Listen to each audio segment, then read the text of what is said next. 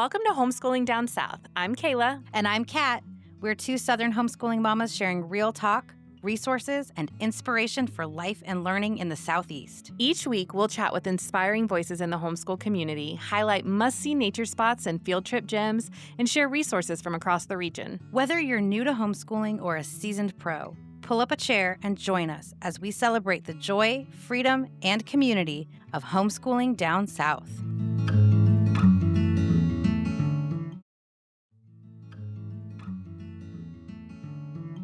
Hey y'all, it's Kayla from the future. Listen, here's the deal. The audio in this episode, it is not our best. We are aware of it, but we still think that the content is really good and we want you to hear it. But much like with our kiddos, we're all learning all the time and we feel like we've learned so much, but we still wanted to make sure to put this episode out to get the content to you. And we hope that you'll just bear with us and forgive us the audio in this one. We will do better, I promise. Enjoy.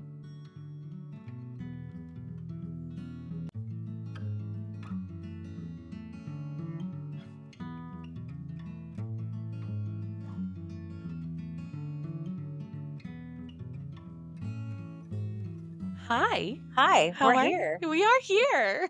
This is exciting. Yeah. Okay. So how did we get here though? Let's tell the people how we got here. Yeah, I think that I've wanted to do a podcast for a really long time. Same.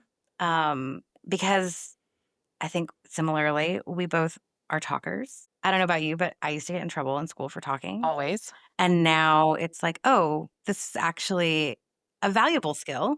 So here, let's find out how I can talk to one of my friends all the time and people will listen. But how we got here to start with is we did a presentation together for our local homeschool community. We got tapped by a woman who's a mover and shaker in the homeschool community here where we live in northwestern Georgia. And we had a blast. So fun. It was really fun. I did think I was going to die from it, but other than that, it was a lot of fun. But I didn't even know. You were so calm, cool, and collected. Like nobody could have known that you were freaking out on the inside. Yeah. So we did that and it went really well. We had a pretty big turnout considering the size of the event. People were really interested in our topic. And we started talking about, well, how could we do more of this kind of thing together? And podcast naturally came up and we had been talking because we're friends. We had been talking about both of us had been feeling nudges from the Holy Spirit of as we were trying to find the wisdom of what should I be doing with my ambition and my heart for supporting others and creating content. And there's just so many pathways you can go today with social media and blogs and like what am I supposed to be doing, Lord? And both of us felt these nudges of focus on your local community. And so as we were talking that out as friends and supporting each other in our own endeavors, which we'll get to a little bit later, I said, well, what if we did a podcast where we focused on our region? Because there's so many homeschooling podcasts out there, but we both do things together that are really fun in our region. And we both have gone and done things with our own families and then told each other, hey, this was really cool. I wish I'd known about it before. And then saying to each other, oh gosh, I want to go next time you know about something like that happening. Well, what if we started talking about what it's like to homeschool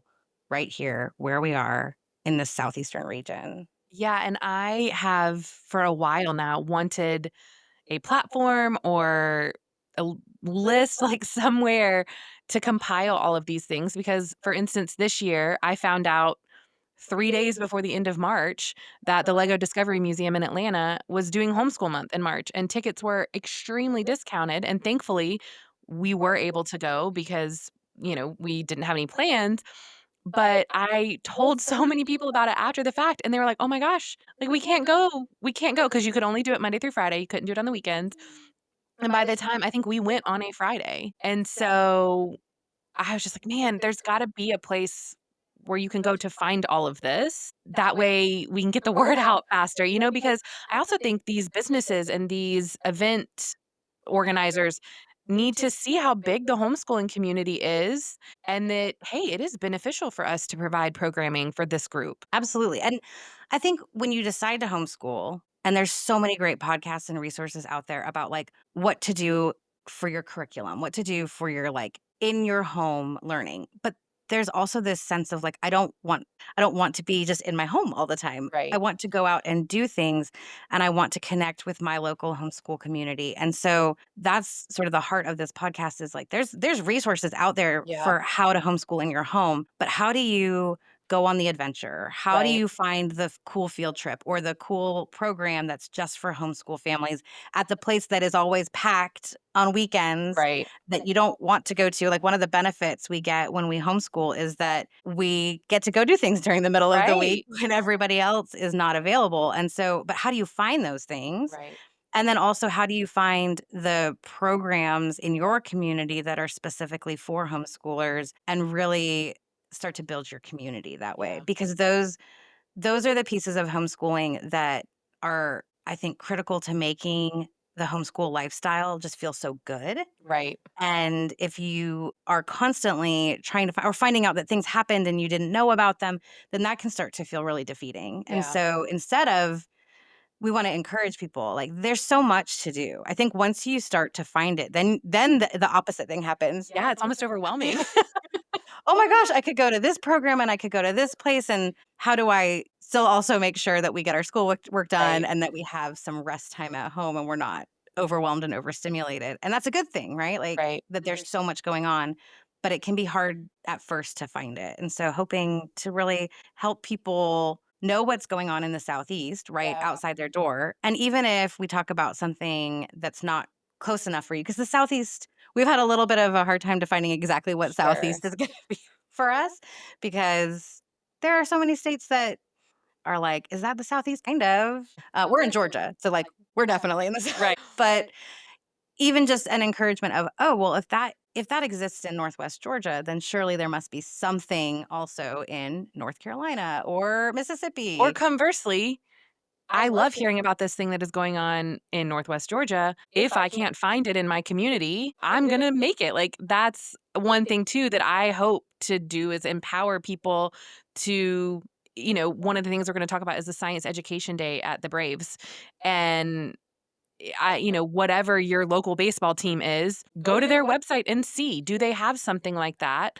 And I mean, we took over 100 people to that. I mean, I Just think just our our yeah, homeschool community. That there yeah, was plenty more from other homeschool communities, so yeah. it was huge. So I think that maybe, I hope that people will be challenged to look at their local, baseball teams and, event venues and stuff like that and find stuff, just start it. If it's not there for you, start it yourself. Absolutely. I think a lot of venues, museums or sports organizations or state parks, things like that, they're becoming more and more aware of Yeah. how big the homeschooling community is, and they are reaching out and trying to create programming. But I think two things are true, that if it's not there, we have to be brave enough Yeah. to go and ask for it and create it ourselves. Because we're also going to talk about programs like co-ops and groups and things like that, that sometimes does just take someone being courageous enough to start that. But I do also think a lot of these different places that are creating on their own, that are going out and asking homeschoolers to come and creating these programs or days or months, whatever it may be, they still need some guidance from us, because I think a lot of them don't exactly know what homeschooling is. Yeah. I mean, so many people are still stuck in that homeschooling is you are in your home all day. And I recently had an interaction with someone on Facebook. It was very pleasant, which is not the norm. Truly. But I he had this false sense of, like, if my kids are homeschooled, they're never interacting with other children, and I very politely said to him, "I would love a day at home where I didn't have to go anywhere, but between our enrichment program, our nature co-op, field trips, and then, of course, just, everyday life, running errands and stuff, we are on the go all the time, and my children are interacting with everybody from babies to senior citizens, and I think that I hope that we're getting out of that mindset of that homeschoolers are these sheltered, introverted individuals who, don't get to do things. I mean, we're sitting here today, and in a couple hours, we're gonna be going to field Yeah. day where they have 95 kids signed up for homeschool field day. And So 95 kids that our kids interact with on a regular yeah, basis through other programming, whether it's one of those groups that they're in, or they go to the same church, or they've been on a sports team together. Like homeschool kids are constantly interacting with kids and building that yeah, consistent community. I think the word home, which I love because I love the home being the heart yeah. of the learning, but it also gives a misimpression sometimes. So we call it life school. We don't homeschool, we life school for multiple reasons. One, because we're just doing every things in everyday life. We're going to our programming and doing our sports and all that, but also we're learning through how we live. You know, we have chickens, we bake our own bread, and so we're doing a lot of our learning through that as well. But you mentioned one of the things we're gonna talk about is programming. So let's talk about what you're gonna get when you listen to this Yes. podcast, Yes. because we're gonna release an episode every week, but each week will be a little bit different thematically. So we're gonna do episodes where we talk about experiences. So that would be like the science education day at the Braves Yes. that we did. Things at, like, museums or, Yeah, like, the Lego experience that you had going to, like, a zoo for a homeschool day, like, those kinds of, um, programs that are designed for yeah. homeschoolers, homeschool nights or homeschool days, homeschool months, those kinds of things that maybe we would feel like a field trip kind of. Or even, I mean, the science day at the Braves wasn't homeschool specific, Right. but because we are in kind of an organized homeschool community, we were able to go.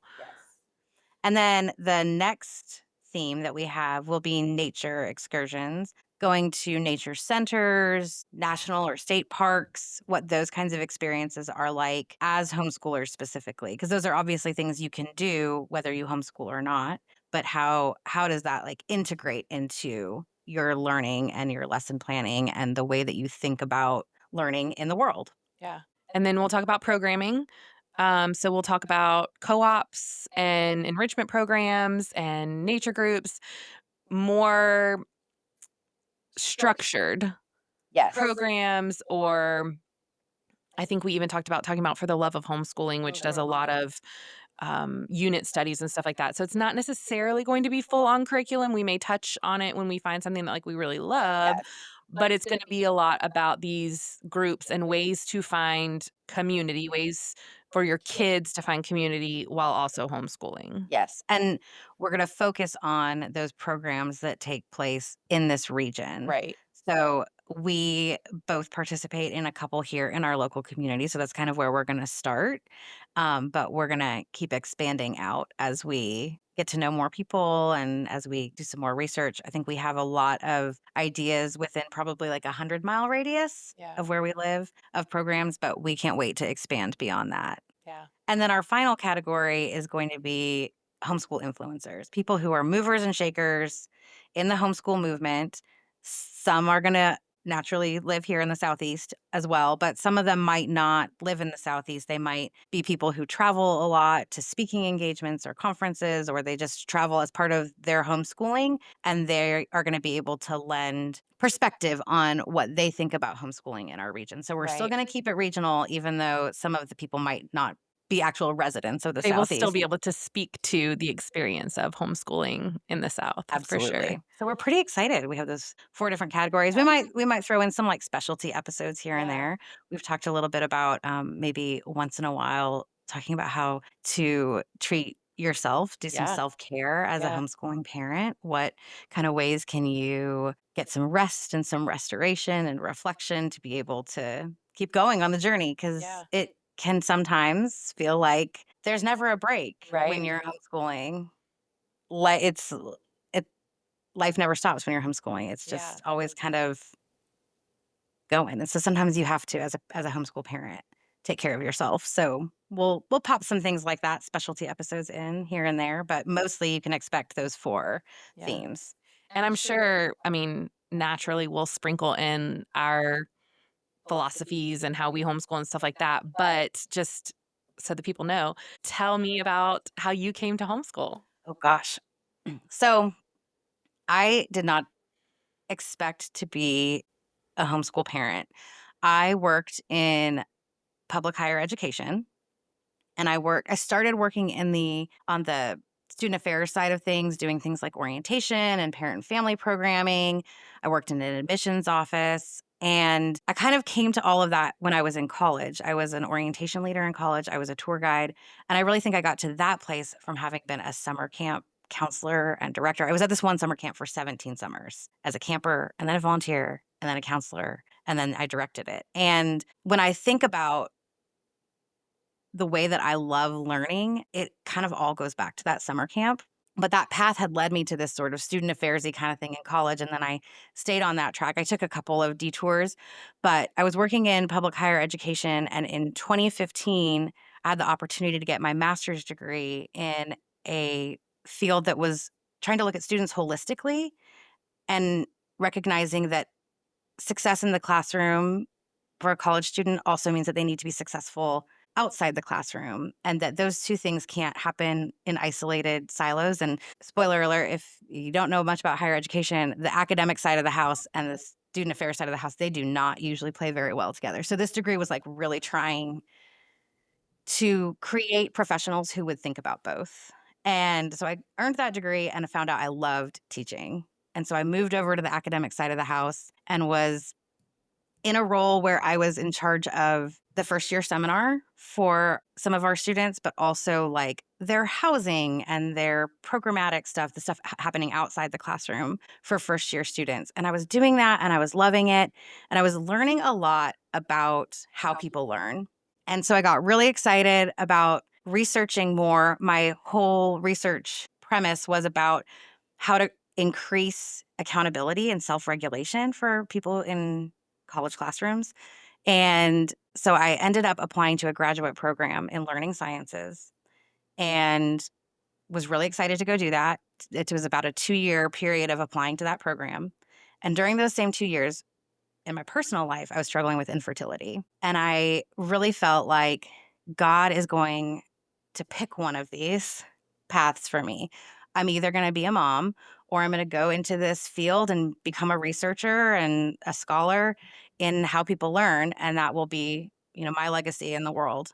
And I found out a week before I left for the graduate program that I was pregnant, which was thrilling and terrifying because I was moving away from my husband. I was moving to a place where I didn't know anybody. And when you go into a graduate program, they sort of prepare you to like, you're going to say yes to everything. Yeah.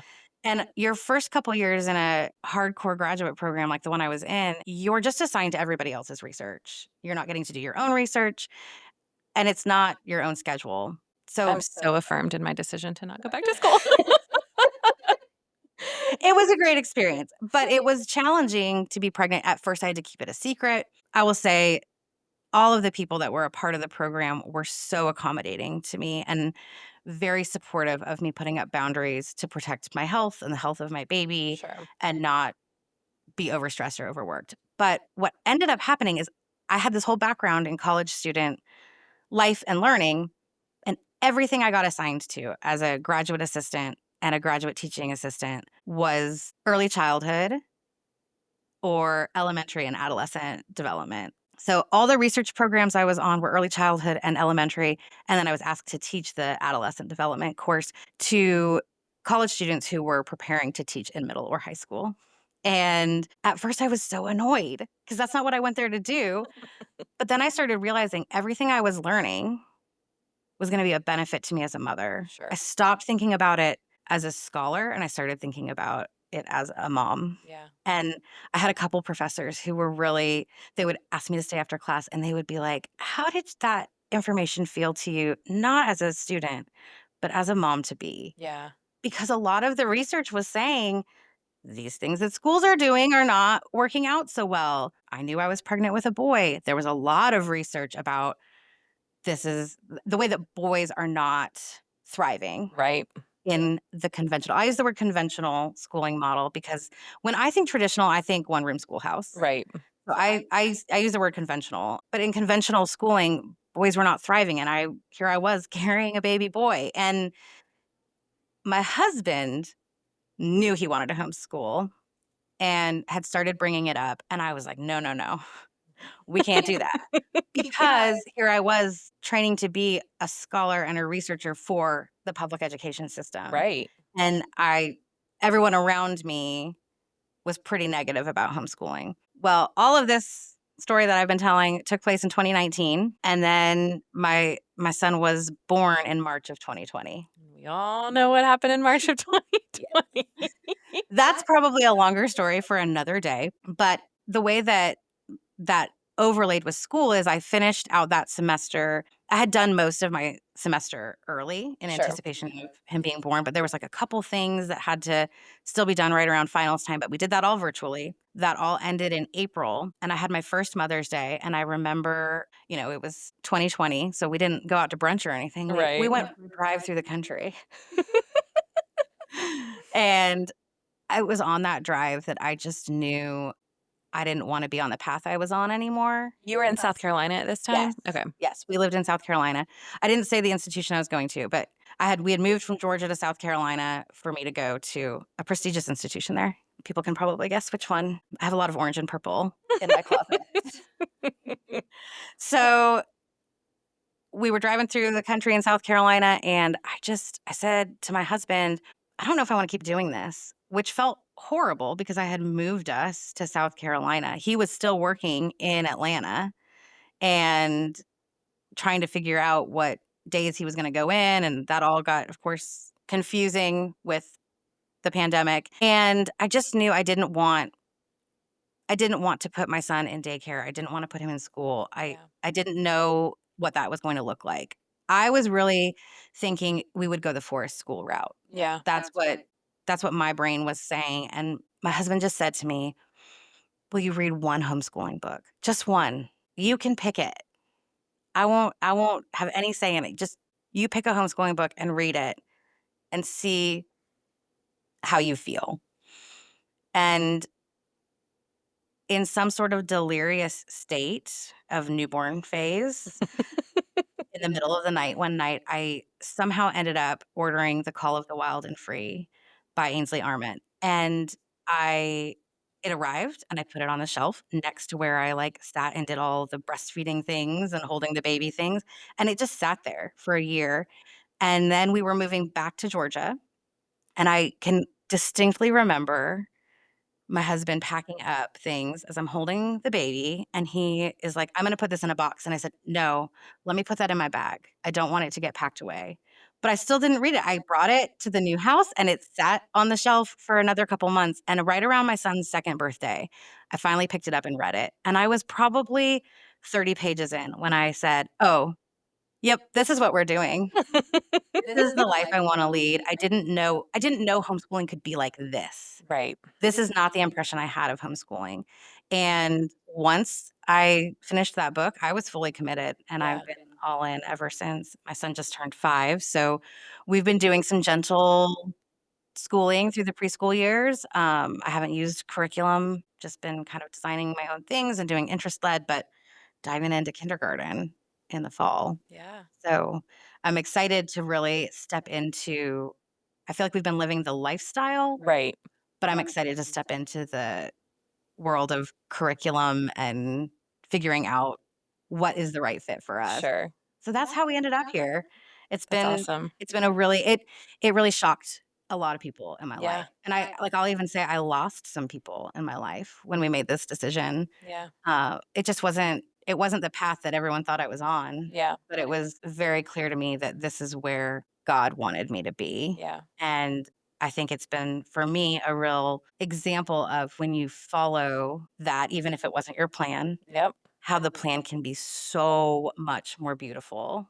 Yeah, it's like the dream you didn't know was even your dream, and now you're living it. Yes, and the willingness to let my prayers be a little less defined Yeah. and more of what do I want life to feel like? What do Yeah. I want my child's life to feel like?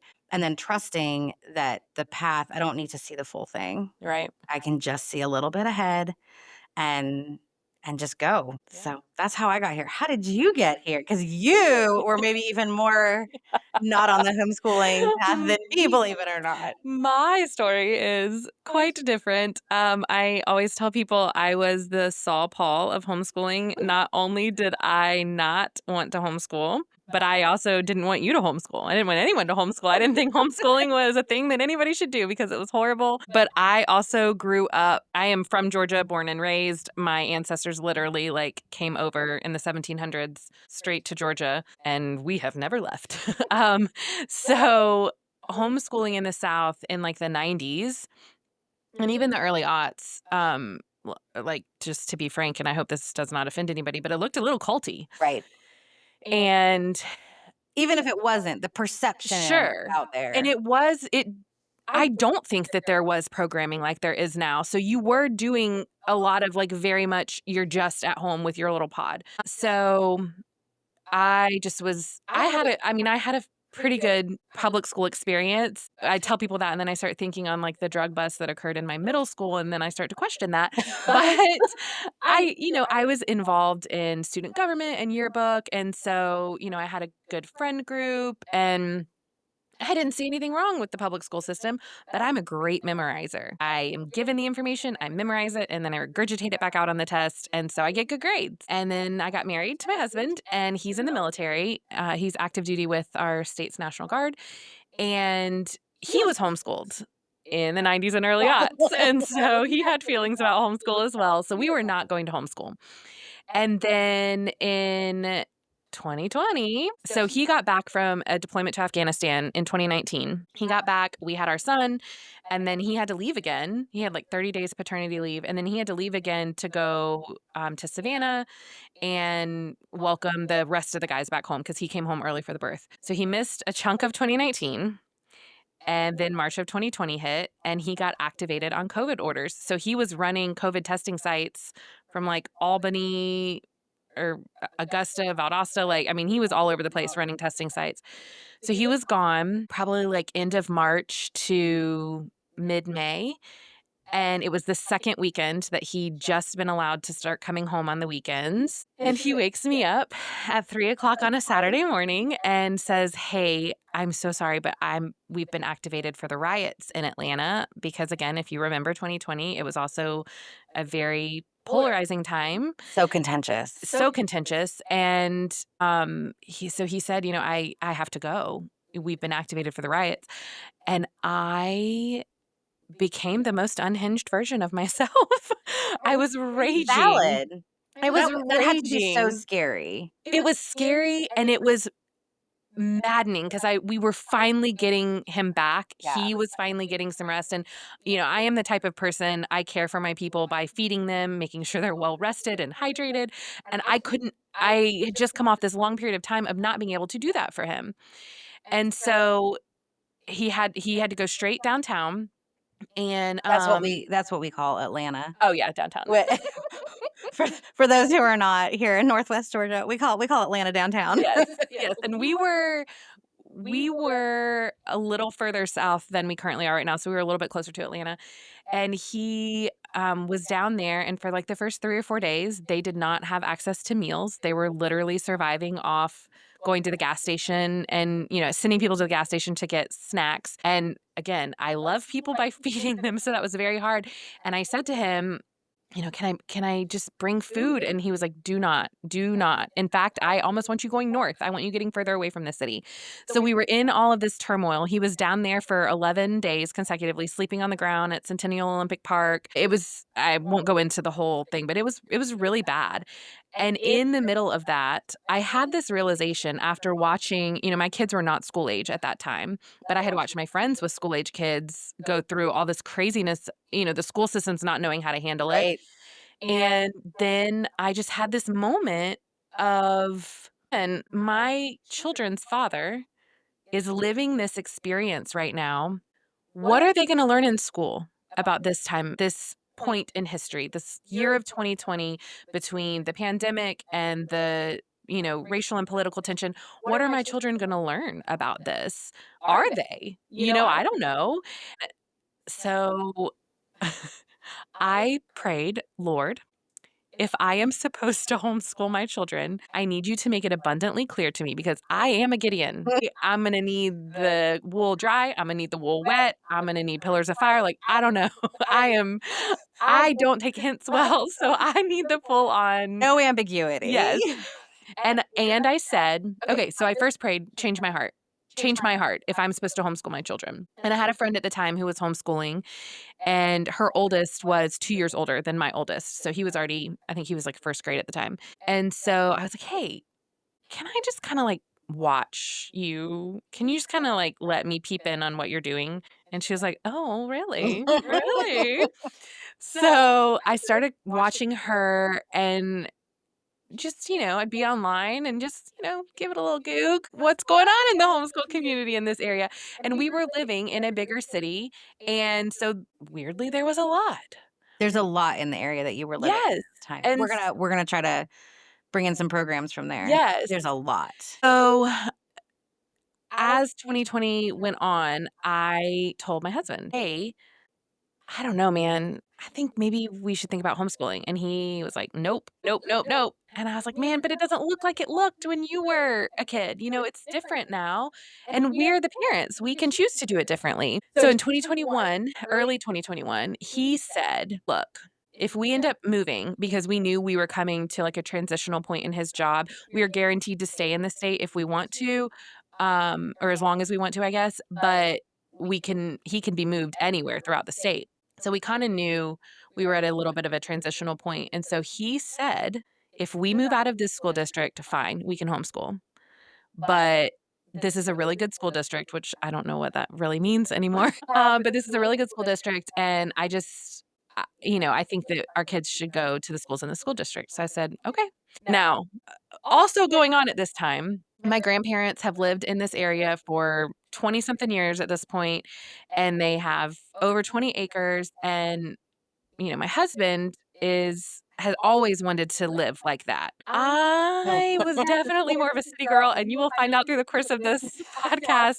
I like to say I'm not outdoorsy, I'm outsidey. I like to be outside, but I'm not the hiking type, but Cat has gotten me out of my I comfort take her zone. on. So he had always said like, "Oh man, do you think your grandparents would be willing to sell us some of that property and, we could build?" Absolutely not. Over my dead body. Are we moving up to the middle of nowhere, Georgia? No, everything I can walk to the Starbucks. I can walk to the grocery store where we're at. Why do I need to do that? So, in between Christmas and New Year's of 2021, we went to stay with a friend who lives like 45 minutes from here, and he has like 100 acres. There's a creek. I mean, it's just beautiful land, and we spent 3 days there, and it was so lovely. And the And Lord changed your heart. yes, and so after that and I had been praying throughout after the Lord had changed my heart for homeschooling, my prayer then turned to, "Okay, now I need you to change my husband's heart for homeschooling because I'm on board, I need him on board, and I can't be the one to, like, convince him." So, we got back from all that, and then my husband got the call that he had gotten a job up here, and he was like, "Okay, now can you ask your grandparents about?" Because the land that my grandparents have was 15 minutes from the office that he got transferred to. Right? Yeah. So, New Year's Day, 2022, I asked my grandparents if they would be willing to sell us some land, and through a whole series of just, like, crazy God moments, it was fairly easy because of how they had done some things, and so we purchased about 3.5 acres from them and sold our house in April of 2022, and we lived in our camper, at a campground for about 3 months, and then brought it up to the property, and then in May of 2023, we moved into our new home, and the fall of 2022 was when my daughter started kindergarten, and so obviously we were in a camper, we didn't know, are we still gonna be at the campground? Are we gonna be, up here? So it was a very natural choice to homeschool, and I mean, it was just wild. It was wild how freeing it was, and I remember having those moments where my daughter read a word by herself, and I was present for that. Not only was I present for that, but I had been the one helping her get there, Yeah. and the ability to go do school at the park, or, "Hey, we are having a down day today because dad is traveling," and that's one of the big things that fuels, like, our why for homeschooling is my husband is gone a lot for the military, and I know how my kids react when he leaves, and we need a couple days to be in our PJs, maybe eat some junk food, and just feel our feelings about it. And they wouldn't have the freedom to do that. But also, while my husband was deployed last year, because he also just got back from a deployment last year, we were able to go meet him in Europe for like 2 weeks. And you don't have to tell anybody where you're going or why you're No. going, and no one's gonna call in a Yes. truancy on you. You got to, I mean, I think the primary thing was spend time together as a Sure. family, but you got to go to some really cool places. Places that I had only ever seen in textbooks. Like, we visited the oldest remaining Roman lighthouse that is still operational. So cool. We visited that place. We visited Stonehenge, like, places I had never seen before, and now my children in kindergarten and 2nd grade are getting to have these experiences because we chose to That homeschool. freedom. Yeah. And I don't want anybody to get it twisted because I get a lot of the comments about, "Oh, well, not all of us have the luxury to not work." I've gotten that comment. "Not all of us have the privilege to be able to homeschool." And here's the thing, my husband's job is what makes it possible for us to homeschool, and his job is a sacrifice. And we Absolutely. have made sacrifices as a family, on things we will and won't do, or, even our grocery budget to maintain this lifestyle. And it is not working. It is hard work. And also, and we'll chat about that in a little bit when we get to like our own things that we do. But I've also started my own business to also help bring in some income. So now I'm handling my own business. I'm homeschooling my children and I'm, maintaining our household. And so I it is hard work. It is a sacrifice, but just like anything else is. Moms who choose to have a career, that is also a sacrifice. Yes, because like you just talked about that moment of your daughter reading her first word, or I Yeah, think about the first time that my son wrote his name and started drawing his letters, and it was I had laid the foundation, but then it was him, and I got to be there and see that. And I have dear friends who, they didn't even realize until they weren't there for that kind of right. moment that they were giving something up. Right. And I think we all are making choices, and I think sometimes the way that it looks, what everyone else is doing and the systems that are in place, it can make you feel like you don't have a choice Right. until you have the kind of experiences that we just talked about that Right. make you realize, "Oh wait, I don't have to just do the default. Right. There are other choices." And it's, I think, part of what makes homeschooling beautiful and why you hear so many people excited to talk about homeschooling is because when you realize that you made that choice intentionally. And Yeah. if you made that in choice intentionally to go and do school, whether that's a forced school or a private school or a public school, Yeah. and you made that choice intentionally, then that's beautiful too. Yeah. It's about recognizing that you're not necessarily forced, but every single one of those choices is going to come Right. with With a some sacrifice. sacrifices. Yeah. There's Well, and no there's no there's no path that doesn't have some hard parts to it. right. And that's I think I this is obviously going to be a homeschooling centric podcast, but I also want people to know we're not neither one of us, I feel like I can speak for both of us, are judging anyone who chooses differently. We're not saying that our choice is the right choice for everybody because there is no one right choice for everybody. Every family is different, every child is different, and anything we say positively about homeschooling is in no way intended to put down anyone else's choice of how they choose to school their kiddos. Absolutely. And there might be people who, when they look at the choices, it doesn't feel as much like they have a choice. Like Right. they feel forced Yeah. into a choice. And Yeah, I mean, so, we have a friend who's a single mom, right. and y then we have another friend who she's a teacher, and her husband said to me one day I was telling him I was out doing chicken chores, and he was like, "Yep, you're living the dream," and I was like, "I don't know. I don't know about that," and he was like, "No, I wasn't joking, like, you're living the dream. I wish that we could do this." And so, you know, everybody has choices they have to make, and everybody chooses their hard and chooses their freedom too, you Yes. know? And sometimes you don't realize what those things are going to be until you're in it. Because, for me, I read this beautiful book and I was like, oh, homeschooling is going to be so beautiful. And I knew it was right for my son because by the time I had read that, I knew him better and I could just see it in him. But I didn't know what the hard was going to feel like. Right. And so I think that when we get into this comparison game of, oh, well, isn't it so nice that you got to pick that life and that privilege that you have? And it is a privilege Yeah, to be a part of my son's learning. I do feel that way, but I don't feel it in the way that sometimes it gets right. weaponized. I think that what we forget when we compare and make those kinds of assertions towards people who are doing something differently is we forget that everybody made a choice with the best Yeah. information that they had at the Yes. time, and they might not have realized, or they might have anticipated different hard than what the hard actually is. Yeah. And we're all just really trying to do the best that we can with the Yeah. choices that we've made. And I think one thing that we both feel very strongly about, and like in our community here, we encourage moms to not ever feel like you're locked in Right.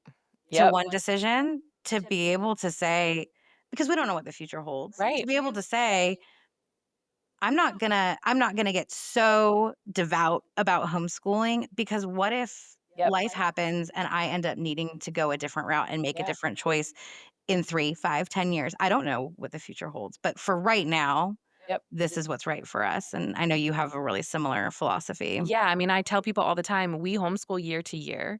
I'm not I'm not saying that we are gonna homeschool forever. I'm not saying we're gonna homeschool until high school. I'm saying that for this year, we are homeschooling, and we will evaluate at the end of the year and go forward because, yes, things can change, needs in the family can change.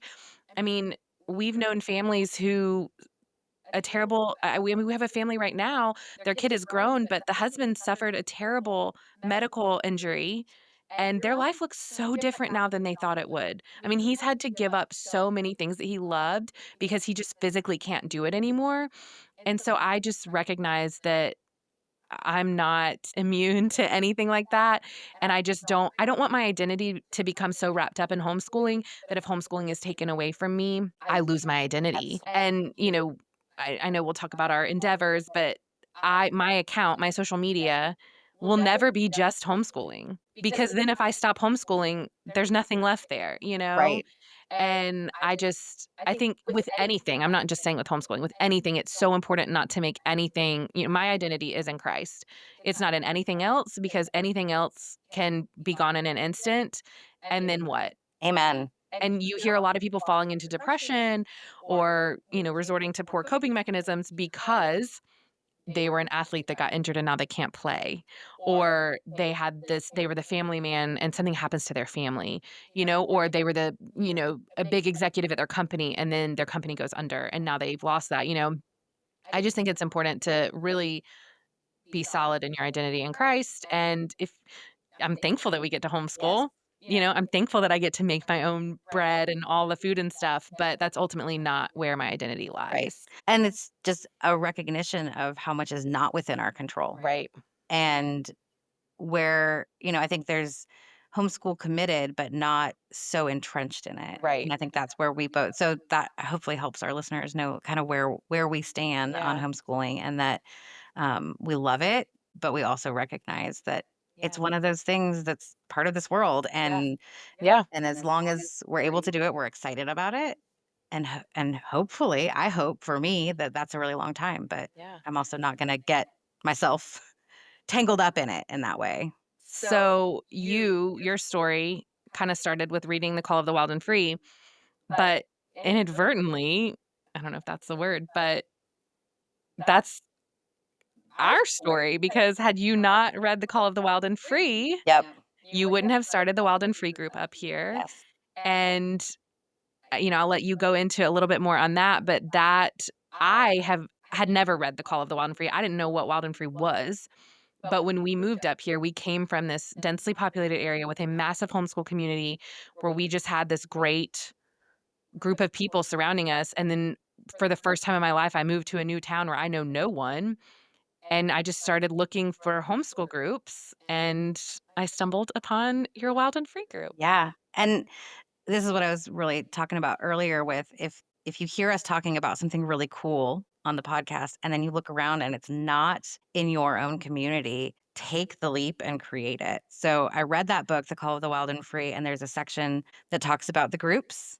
And I got so excited and I said, I'm going to find the group closest to us. And it turned out there really wasn't one very close. And so I started that group, and it's been such a blessing. I really thought I started it for my son because homeschooling an only child is something I'm sure you'll hear me talk about throughout our time together, but I really thought I was starting it so that he would have friends, and I started it even when he was a little younger than it really made sense because I didn't want to be scrambling to find community Right. once he was hitting kindergarten, but it's turned out to be a huge blessing to me because of the friends I've made, but also I think the community itself, I'm always amazed at how often it blesses people, and we can talk about this more. We're gonna talk to another wild and free leader from our area because I would love for you to hear from her. She's amazing. Um, but I think we in that conversation we can really kind of get into some of the things that our group has walked through together, Yeah. and it just speaks to it doesn't have to be wild and free, but finding people who have similar values. And what we always talk about is we don't homeschool the same way as we go, you're gonna find that Kayla and I have very different approaches to the actual curriculum and what's going on in our homes for the what we choose for homeschooling. But we're walking alongside each other on similar paths and we have similar values. And to find those people is really, really important. Yeah. Yeah, and I think it's really cool us doing this podcast together because we come at homeschooling while we have a lot of the same foundational reasons why, the methods that we come at it from are very different. And one, I think it's important for people to see that it's not always gonna look the same. In fact, if it does, there's a problem Right. because your kid's not my kid and my kid's not your kid. And you're not me and I'm not you. Correct. And so I just kinda think this is gonna be really cool for people to get to see our different perspectives on things and I mean, even the nature stuff to see, like, how we approach it Yeah. differently, you know?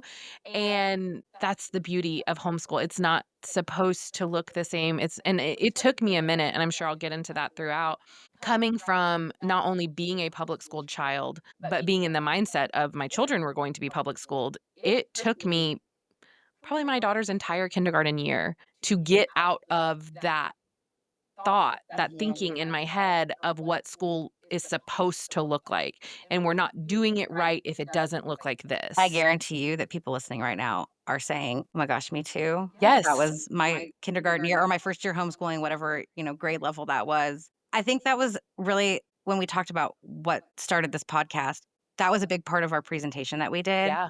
was there's so many ways to homeschool. There's so many different approaches, there's so many different curriculums, and the goal is not to there's not a best Right. out there, a best method or a best philosophy or a best curriculum because context matters. So Right. your people and your environment too. Yeah.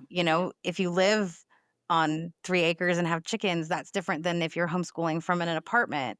Yeah. And so context matters in all of that, but it doesn't mean that you can't be a part of a community. It Right. doesn't mean that you can't make this lifestyle your own. Right. And I think what's really important to both of us is cheering people on, even if it looks totally different than what Yeah. you're doing or would do given the same circumstances, even Yeah. that you can still say, good for you. This is a hard path to walk because so much of it, you have to find it on your own. Yeah. You have to find the resources. You have to find the people. It's a hard path to walk. And so if we're not cheering each other on, then that just makes the path even harder. Yeah. Well, and if I don't see your wins, I don't get that hope Right. and that encouragement that there are wins. And if I can't share my wins with anybody and have anybody cheering for me, then, you know, I don't know. I just feel like you can get a little down. It can be isolating without that group of people being like, "Oh my gosh." I remember the first time I told you guys that my son wrote his name, and I was so excited because he just did it out of the blue, and y'all were like, "Oh my gosh, that's amazing." And it was just this great moment. Joy is always better shared with other Yes. people. And so it's no different in the homeschooling And the space. hard too. I mean, Yeah. the word is very clear that we're meant to be joyful with each other, but we're Yep. also meant to come alongside each other and weep together. I was thinking about this actually this morning because we're recording this at a time of year when the folks who are in public or private schools, I mean, my social media feeds right now are just full of people sharing their kids' wins from this whole year. Award They won this ceremonies, award, kindergarten yes. graduations. And we don't get that. And not to say that we can't. I mean, you can decide to Sure. incorporate that into your homeschool. And I know there's co-ops and things that do incorporate those kinds of things. And there's community organizations that do things like graduations. So it's not to say that like if you homeschool, you can't have any of this. But when you sit and you look at your social media as a homeschooler, you think, "Well, how will I celebrate my wins?" And that's Yeah. where we have each other. Yeah. And it actually, to me, feels so much better to sit with 3 or 4 other homeschool moms and Yeah. say, "He finally mastered his M's," Yeah. or, "He counted to 25," and, like, it just happened out of the blue, and to Yeah. have those people right there who know my kids so well celebrate with me, that feels really, really good. Yeah. And but if we're not doing that as a community, then we're missing a whole part of what's beautiful about homeschooling. Right. Well, and it's a lot easier, I think, too, to see those posts and, like, listen to your friends talk about the award ceremonies, and you're able to be happy for them because Absolutely. you've also had the space to celebrate your kiddo too. It just looks a little different. And I For sure. think that is one thing. I'm looking at your little sign behind you that says think outside the box. And it's just so pertinent because I think that as a society, we've fallen into this habit of thinking that everything has to look the same.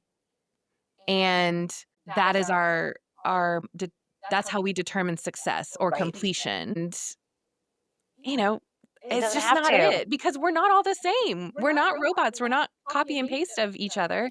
And I was talking to 2 friends last night and their kids are public schooled and they were like, "So when are y'all done with school?" I was like, "Well, we're not gonna school in June because we've got camps and stuff. And then in July, we'll probably take care of any little things we need to wrap up." And I just had this moment of like, I love that freedom Yes. to just see where my kid may need some extra, and we're gonna do that, and listen, we're looking into a new Spanish curriculum, and I think we're just gonna kinda give it a trial in July and see what happens, and we do for me, we do have a very hard start where the new school year starts, whatever, because that's what I need, Yeah. but I don't know that I necessarily have that solid End. end. Because on the one hand, I don't know that I ever want the learning to end. I do like that definition of we're going on to the next level. I Yes. also don't like to speak in grades because, Yeah. it's more of like where your kid's at on, a level or whatever. But I just kind of love that freedom to do what feels right for my family right now. I mean, when I file my declaration of intent, it's like August 1st to July Same. 31st because I want the whole year to be able to give my kids what they need when they need it. And encompass the life and the learning that happens naturally in life, right? Like, Yeah. you wouldn't wanna if your trip to Europe was outside the, like, defined bounds Right. of school time, Right. that's just not how learning actually happens. Right. That's not how we were designed. We were designed to learn whenever the thing is in front of us, and so to Yeah. be able to say, "Well, it it's not there's not a hard end date," is really freeing. Well, and I know that I retain better when I'm interested in what I'm learning and when I'm seeing how it applies in my real life. And that's how my kids are too. Like my kid is going to remember something. My daughter, who we haven't even like made it to, we're kind of dabbling in fractions in her actual book work, but she's grasping fractions better because she bakes with me. Right. She picked up multiplication randomly while we were playing Yahtzee one day. I realized, oh, wait a second. I can show her Yes. a real world, that's a hard real word. That's like rural juror. Um, a real world example of when you're gonna multiply and what that looks like and why. Because she is a Y kid, I was a Y kid.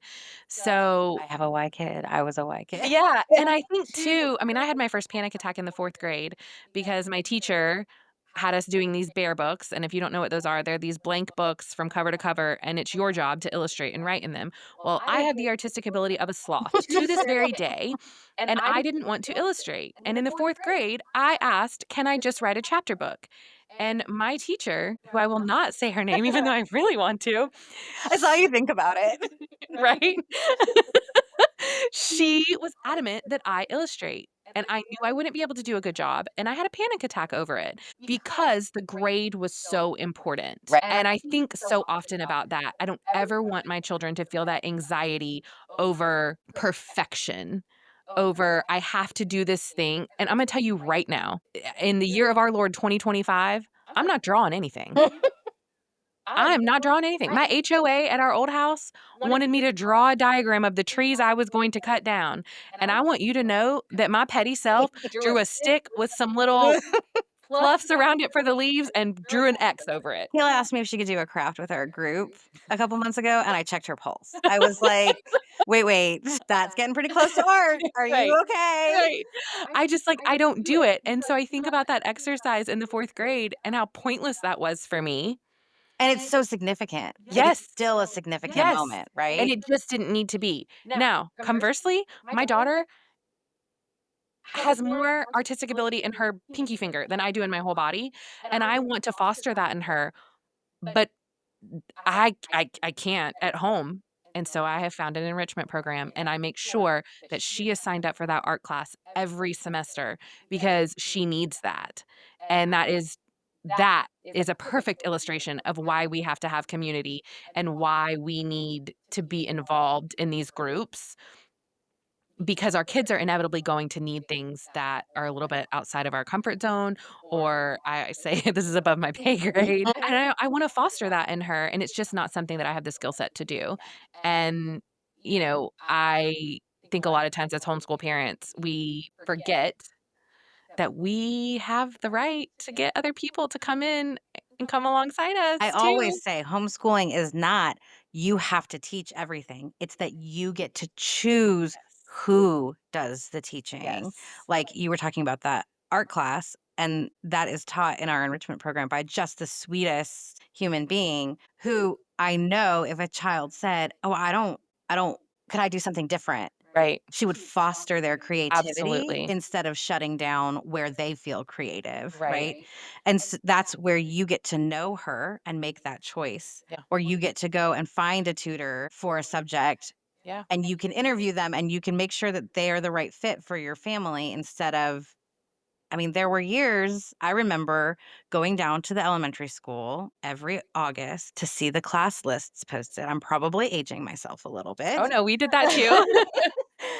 And you could put I remember you could put in requests, Yeah, but they weren't always honored, and I can right. remember that, like, anxious feeling of going to find out if I got put in the class with the teacher we wanted or not, and the years that I didn't, I can remember feeling my parents' stress. Yeah, I can remember feeling stress that I didn't understand, and that's the beauty is it's not that, "Kayla, you have to teach your children every single subject from now until when they graduate."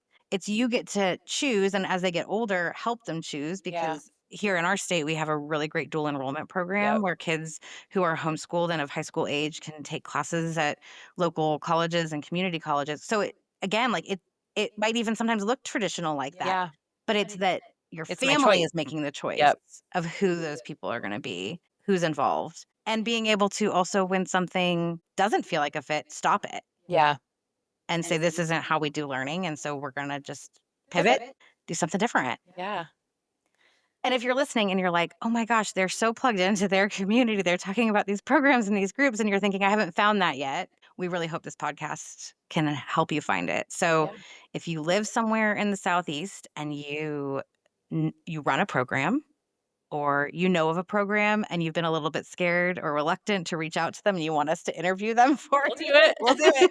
So we're gonna ask that if you have ideas of who programs here in the Southeast, and again, that's a like sort of loose boundary. If you feel like you're in the Southeast, then you're in Yeah, the Southeast, and we'll yeah, take your suggestions. So hello at homeschoolingdownsouth.com is where you can email us programs, or if there's a state park nearby or a museum nearby that you think we should highlight, those yeah, kinds of things. We really invite you to reach out. And that might be a good way for us to start talking a little bit about how you can find each of us yeah. individually as well. You want to go first? Yeah, yeah, you can find me at scratchmadesimple_ on Instagram and at scratchmadesimple on TikTok and I like to say I do a heavy dose of homemaking because I do mill my own flour, make all of our own baked goods, and I will hopefully get to share my story on how I came to that at another time. So I do a lot of that. I do a And don't dash. leave out, you also do other recipes that aren't baked goods too. Oh, yeah, I do. It's a If you're lot. like, "I'm not a baker," you should still go follow her Yeah. because her egg roll in a bowl is my new favorite So meal, good. and there's no baking involved. No, there's no baking involved. My goal with Scratch Made Simple is to simplify homemade living. This is not Pinterest worthy. This is real life, and it is attainable for you. It is attainable for anyone who wants to. If you have the want to, I can help you get there. So Scratch Made Simple on all the things. And yeah, I do some homeschool content as well. I like to share my favorite homeschool products and conferences and stuff like that. And, you're always going to see some chickens. I was gonna say, don't leave out the There's chicken. always For gonna th be a little bit of for homesteading the because girl who we was a city girl and yeah. didn't wanna move to the country. Now I have 12,000 chickens. Yeah.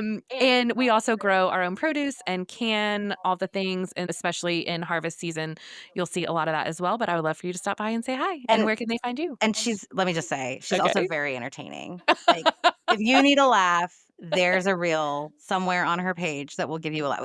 Well, thank Often you. with the chickens, Mostly with the the chickens, yeah. conversations with the chickens, but I also am thinking about when you broke up with sourdough, Oh, that was very dramatic. and hilarious. I loved Yeah. it.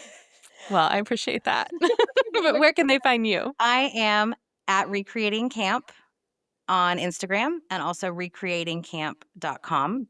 And my content is really about learning and fostering learning in your children because as much as I'm a homeschooling mom, like I am just a learning nerd.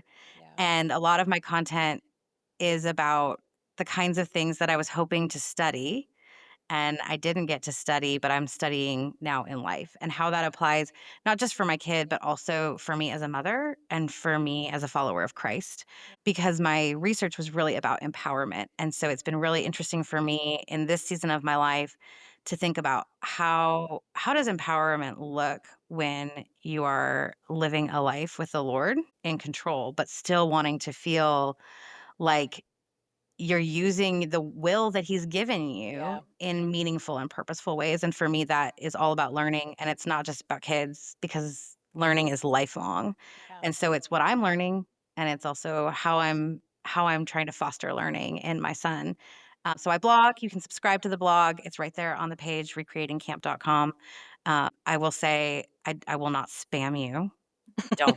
I am a homeschool mom and I'm obviously involved in a lot of things in our Yeah. community. So I blog maybe like once a month. So if you subscribe, it's not like, oh gosh, my inbox is going to get flooded. It won't because I don't have the bandwidth to flood your inbox. But I hope that you just have fun watching me have fun living my Yeah. life Yeah. And of course, you can find both of us at Homeschooling Down South on all the on things. all the things. And wherever you're listening, make sure to like and subscribe, leave us a review. That helps us out a lot. And we hope you'll come back next week. Please send us an email at hello@homeschoolingdownsouth.com if you have any suggestions of where we might interview in your community because we love our community, but we also want to showcase all the cool homeschooling stuff happening down south. We'll see y'all next week.